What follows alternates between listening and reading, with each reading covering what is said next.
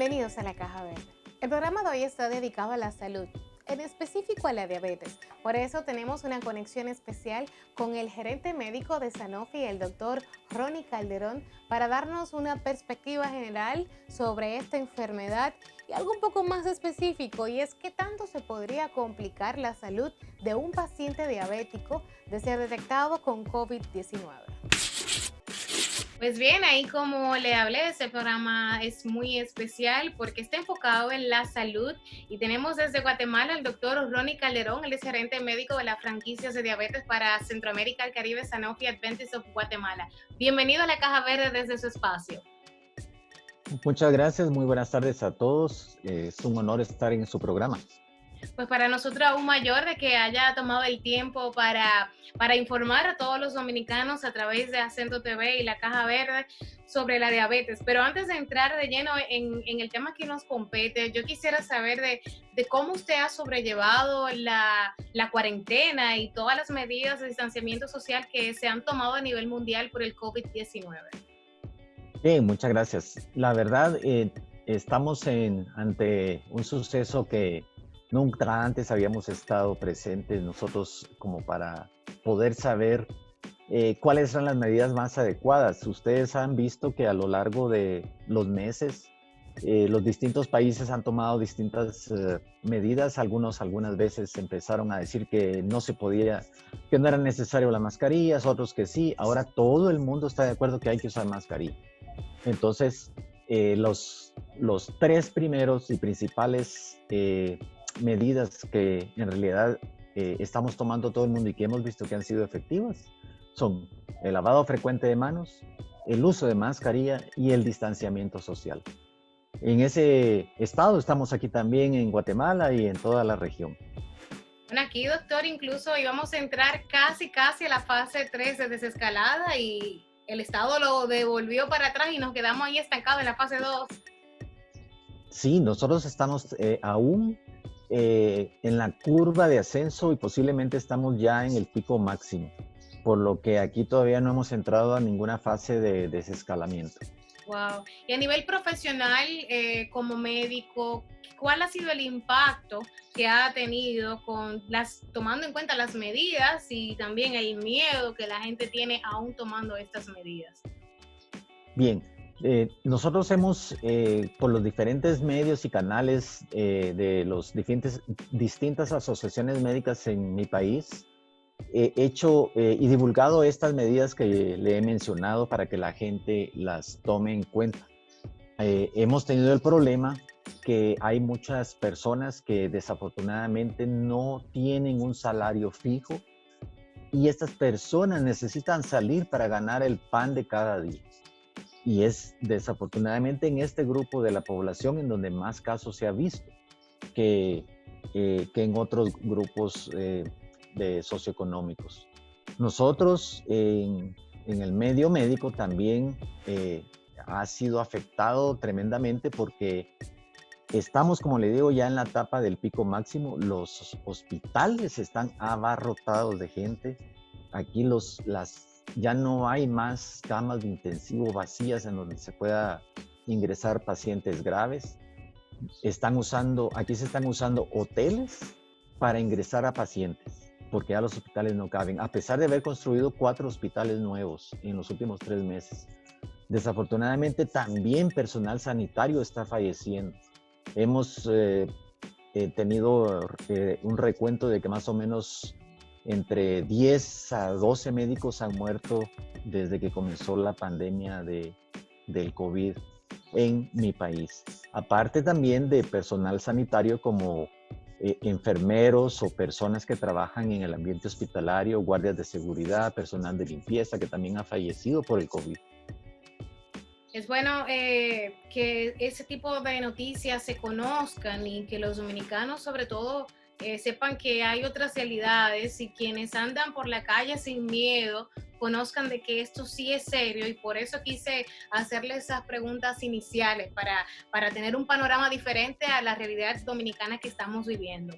Yéndonos entonces al tema de la diabetes, tengo aquí unos datos de la Federación Internacional de la Diabetes, que la relevancia mundial aumentó de 4,7% en el año 1980 y ha aumentado para el año 2019, recién el año pasado, a 9,3%. Es una cifra bastante alarmante. Y hago este apunte para hacer notar de que es oportuno explicar entonces qué es la diabetes y no considerar de que todo el mundo sí sabe qué es diabetes.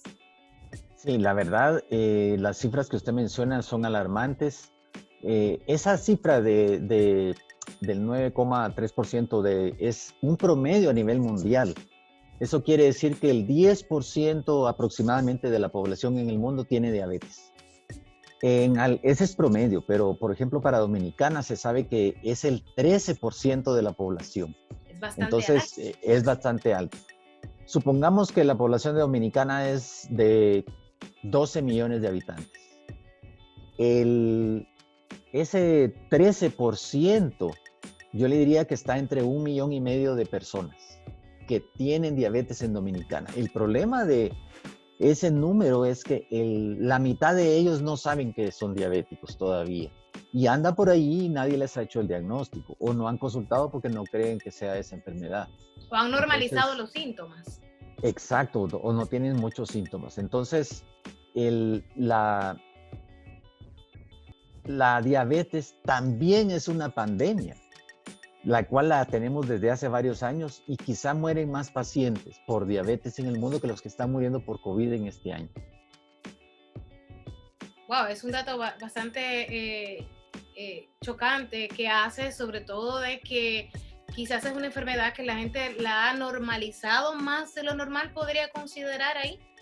Sí, Viera, yo creo que como aquí dentro de la población y dentro de la audiencia puede haber personas que no sean diabéticas, vamos a decirles que la diabetes en realidad pues es una enfermedad muy común, una enfermedad crónica que aparece cuando nuestro páncreas ya no produce insulina en suficiente cantidad. Entonces, esta hormona que se llama insulina sirve para controlar y mantener el azúcar en la sangre dentro de ciertos valores normales. El problema es que cuando ya no hay suficiente insulina, sube el azúcar y el azúcar es tóxica para los diferentes tejidos, especialmente vasos sanguíneos en el organismo. ¿Cómo se manifiesta? Bueno, las personas con los primeros síntomas que cuando tienen diabetes y no lo saben, podrían tener 3 cosas principalmente. Mucha sed, mucha hambre y van muchas veces al baño a orinar. Si antes iban una vez en la noche, puede ser que ahora ya van 4 veces en la noche, se levantan a orinar. Eso es uno de los síntomas de alarma que podrían hacerle pensar a una persona que pueda tener diabetes. ¿Cuáles son los tipos de diabetes? Y le hago la pregunta para establecer una diferencia entre estas y que quizás quien no haya ido al médico y pueda ubicar algo de lo que usted está diciendo que podría ser entrar dentro de ese cuadro y se alerte y vaya donde un profesional, pero que conozca la diferencia entre estos tipos de diabetes. Muy bien, hay 2 tipos de diabetes. Así como hablábamos que, por ejemplo, en Dominicana y en cualquier país del mundo se considera que el 95% de los diabéticos son del tipo del diabetes del adulto y un 5% es la diabetes que aparece en niños. Entonces hay 2 tipos de diabetes. A la diabetes que aparece en niños se le llama diabetes tipo 1 y a la diabetes del adulto diabetes tipo 2. Entonces, como dije antes, el 95% de los diabéticos son diabetes tipo 2, la del adulto. Considerando, doctor, imagino que conoce bien la gastronomía dominicana, que es bastante particular, tiene muchos dulces, lípidos, grasa, es riquísima, pero quizás no la más saludable del mundo.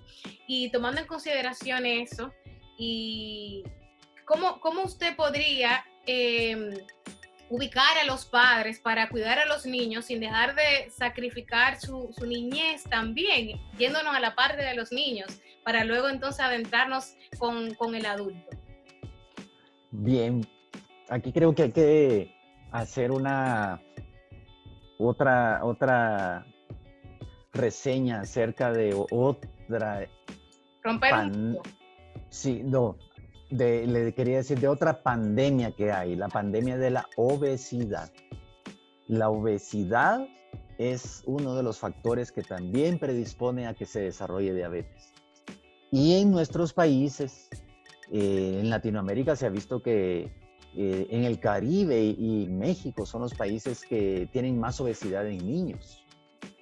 De los países de Latinoamérica, el promedio anda en 10% la diabetes de la población. Como le dije, Dominicana y las islas del Caribe tienen, por el tipo de dieta especialmente, los niveles más altos. Están entre 13 y 17% de la población tiene diabetes.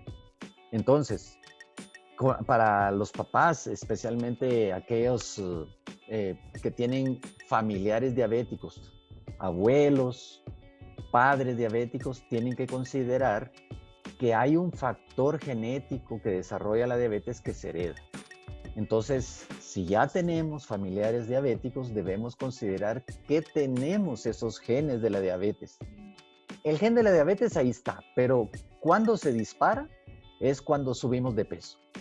Entonces, tenemos que tener cuidado porque al empezar a subir de peso, pasamos a un grado que se llama sobrepeso. Después de eso pasamos a un grado que se llama obesidad grado 1, obesidad grado 2.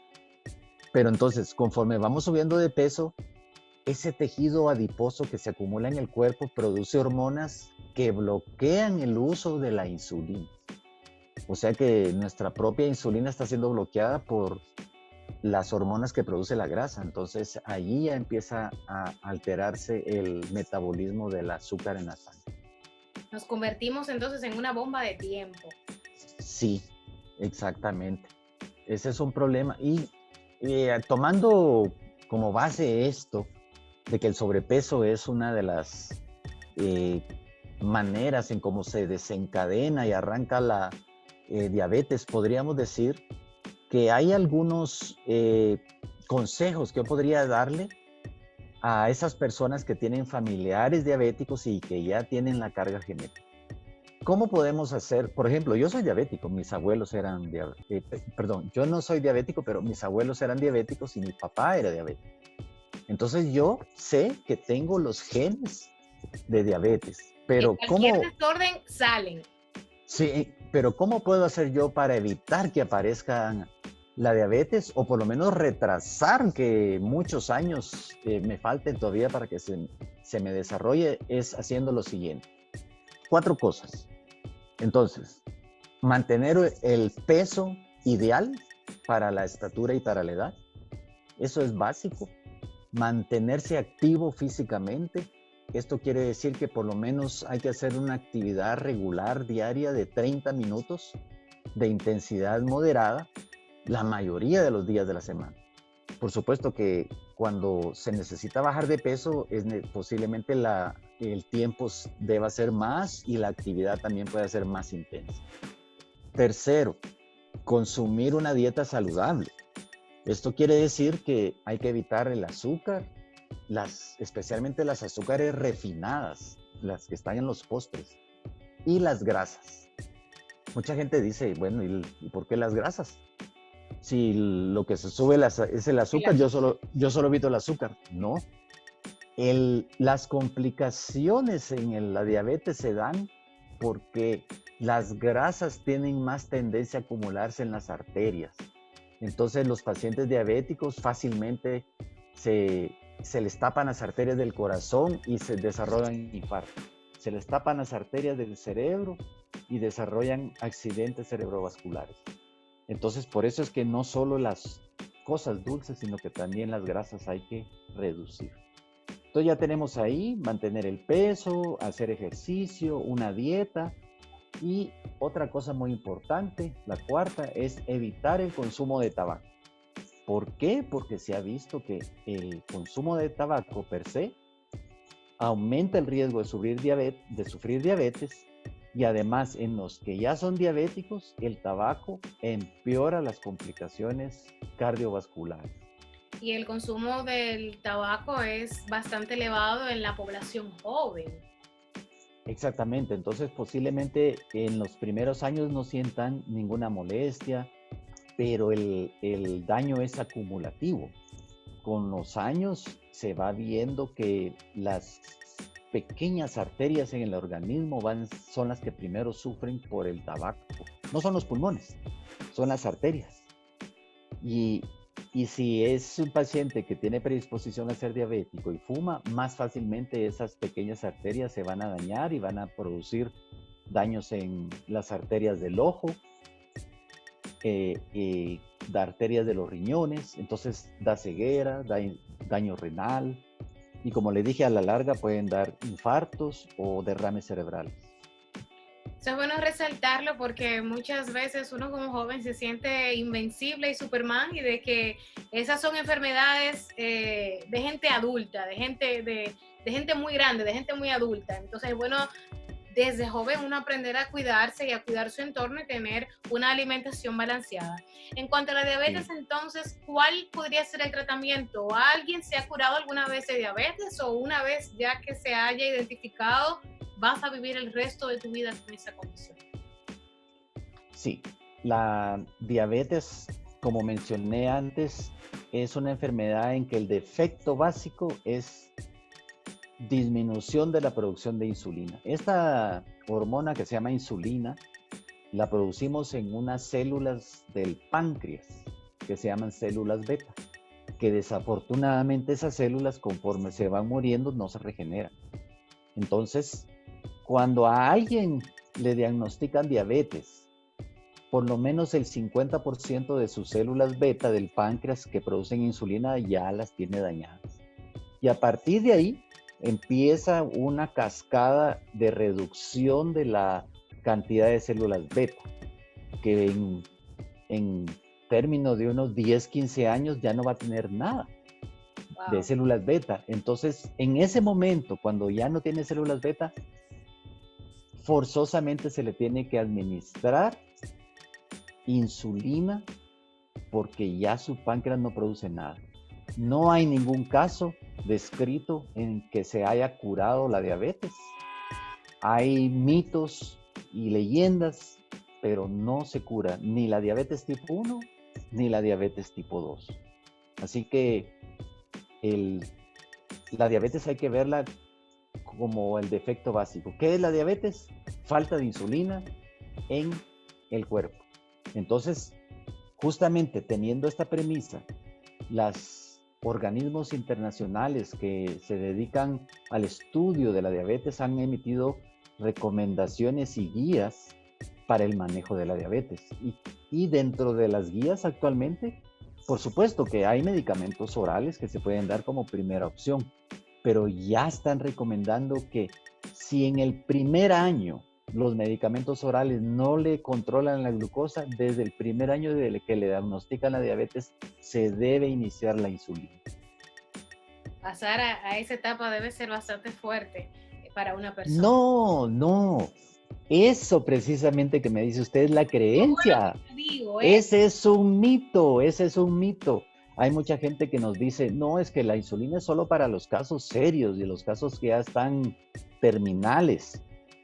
Primero les voy a decir, la diabetes es seria desde el principio que se diagnostica, no solo al final.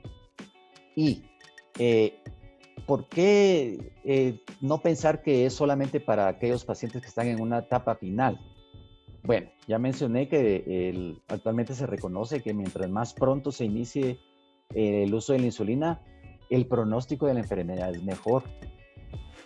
Un ejemplo para las personas, para que vean por qué no es que sea dañina la insulina.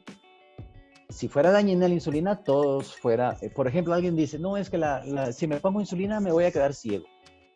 No, no es así. Si la insulina fuera mala, todos fuéramos ciegos si nuestro cuerpo todos los días produce insulina. Claro.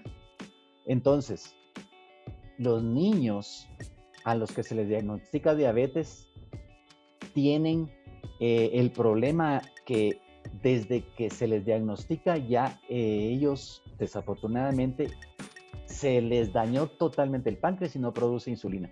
Entonces a ellos no se les pueden dar medicamentos orales. Desde el inicio, el primer día que se les diagnostica diabetes a un niño que tiene diabetes tipo 1, hay que darle insulina. Y se les da 4 veces al día. Entonces, ¿cómo es que los niños sí toleran más este tratamiento y los adultos somos más miedosos? Claro. Yo creo que muchas veces nos recordamos de que como la insulina es inyectada, nos recordamos del dolor que nos produjeron las vacunas o de las inyecciones que Pero nos es muy pusieron de pequeño, niños, ¿cierto? sí. Pero actualmente eso es a lo que quería llegar. La tecnología moderna ha hecho que la administración de la insulina sea prácticamente sin ninguna molestia. Las agujas actualmente que se usan para poner la insulina miden apenas 4 milímetros de largo. Eso es bueno recalcarlo, doctor, para que entonces la gente también Sí, se le quite el miedito. exacto. Vea que y el grosor de la insulina de la aguja es prácticamente como del tamaño de un cabello.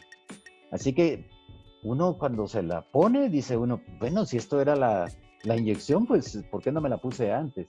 Claro. Entonces, ese mensaje sí quiero que la gente tenga ahora en cuenta que la tecnología ha avanzado de tal manera que ya no es doloroso ni es un sufrimiento el tratamiento con insulina. Nos vamos a una pausa y retornamos en breve.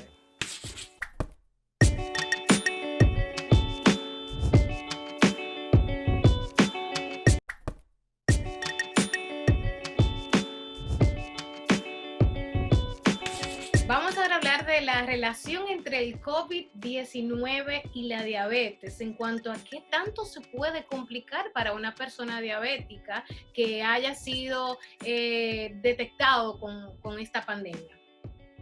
Bien, existe un organismo internacional que estudia la diabetes que se llama la Federación Internacional de la Diabetes.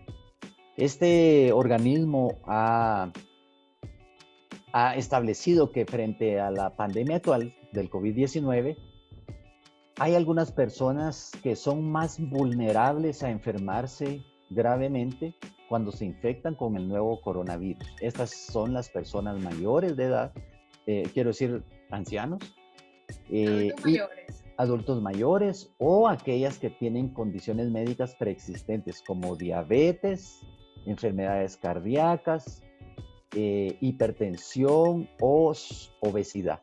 Claro. Estas personas, si se enferman de coronavirus, pues tienden a tener la desafortunada evolución que se puede poner más grave. Pero un paciente diabético que tiene bien controlada su, su enfermedad no tiene mayor riesgo que la población normal de contagiarse. Sería bueno aquí poner un escenario hipotético de una persona que sea diabética y se hizo el análisis y sale detectado con COVID-19. ¿Cuáles son los pasos que usted recomienda que esta persona deba tener?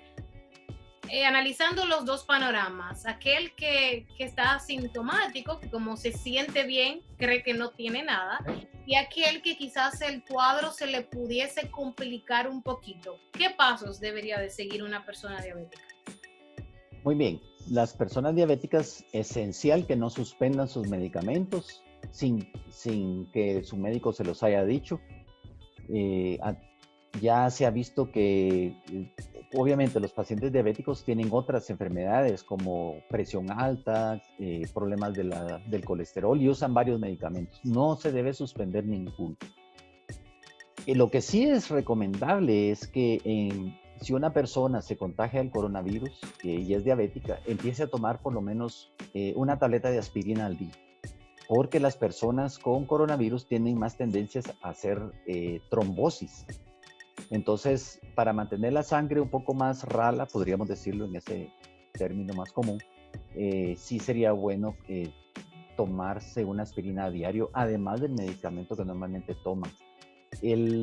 Además de mantenerse bien hidratado, porque la deshidratación es delicada en los pacientes que les da coronavirus.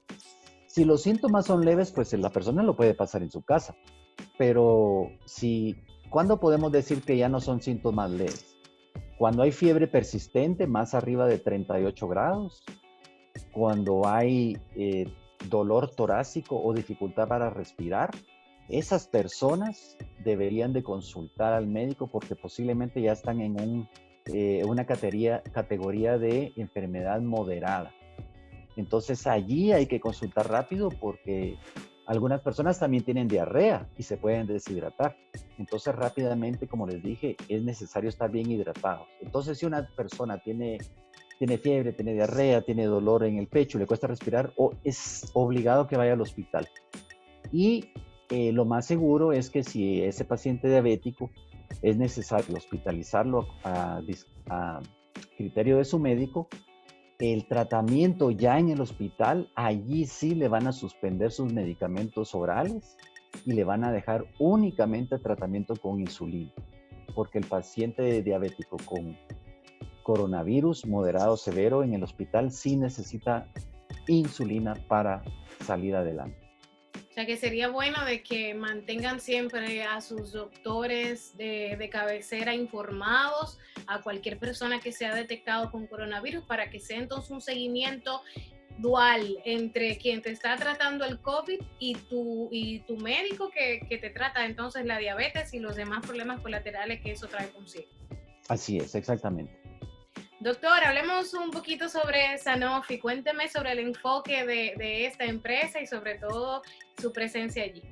Ya, muchas gracias por la oportunidad. Pues Sanofi es una empresa que se dedica al desarrollo de opciones terapéuticas para las enfermedades más comunes, dentro de las cuales está diabetes. Desde hace ya 100 años, Sanofi fue el primer país en Europa que comercializó y que produjo y comercializó la insulina. Entonces, tenemos ya una amplia experiencia en ofrecer esta opción terapéutica para el manejo de diabetes, pero fíjese que a pesar de los avances en el mundo con nuevos medicamentos orales o inyectados como la insulina, de cada 100 diabéticos, solamente 25 o 30 de ellos logran llegar a las metas de tratamiento que se establecen, que son una hemoglobina glicosilada. Ese es una prueba que sirve para evaluar el adecuado manejo de la diabetes. Esa hemoglobina glicosilada, el valor normal debe ser menos de 7% en un diabético. Pero solo el 25% de todos los diabéticos logra llegar a esa meta. Nosotros en Sanofi actualmente tenemos y hemos puesto a disposición de la población médica y de los pacientes una nueva opción terapéutica en la que la combinación de insulina con otra sustancia que se llama lixisenatide logra que los pacientes, el 75% de los pacientes que usan este medicamento alcancen la meta de tratamiento de la diabetes. Imagino que eso le pone una sonrisa a muchos que están todo en este proceso, y qué bien que ese haya sido el enfoque principal de ustedes como compañía. Doctor, de verdad que mil gracias por este tiempo destinado para los dominicanos a través de la Caja Verde. Muy bien, a ustedes las gracias por el honor y de darme la oportunidad de dirigirme al público y a la audiencia dominicana. Quedamos aquí a la orden. Muchas gracias. Muchas gracias y feliz tarde de nuevo. Gracias por mantener la sintonía. Recordarles seguirnos a través de las redes sociales en @lacajaverderd, en @acentotv y en la mía personal @lisbethmontaz. Hasta la próxima.